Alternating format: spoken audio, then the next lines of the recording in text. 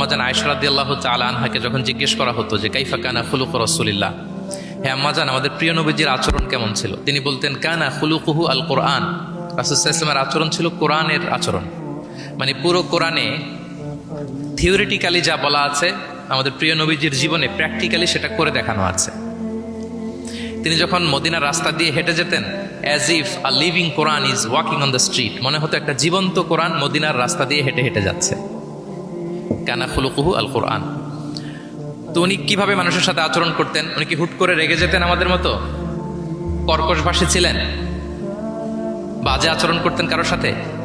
ওনার ব্যবহার দিয়ে, বিহেভিয়ার দিয়ে কখনো কারো মনে কষ্ট দিয়েছেন এমনটি কি আমরা কখনো কেউ শুনেছি? না, নেভার এভার। আল্লাহ তাআলাও কিন্তু কর্কশ ভাষীকে, অশ্লীল ভাষীকে, কঠোর ভাষীকে তিনি পছন্দ করেন না। এবং মুমিন মাত্রই সে ভদ্র হবে, নম্র হবে, সুভাষী হবে। এবং এই সুন্দর আচরণ বা কোমল আচরণকে আল্লাহ রাসূল সাল্লাল্লাহু আলাইহি ওয়াসাল্লাম সব কাজের অলংকার বলেছেন। যেই ব্যক্তি থেকে কোমলতাকে সরিয়ে নেওয়া হয়েছে তার থেকে সব ধরনের খায়েরকে সরিয়ে নেওয়া হয়েছে। যার মধ্যে কোমলতা নেই, মানে সুন্দর আচরণ নেই, তার মধ্যে কোনো খায়ের নেই, তার মধ্যে কোনো কল্যাণ নেই।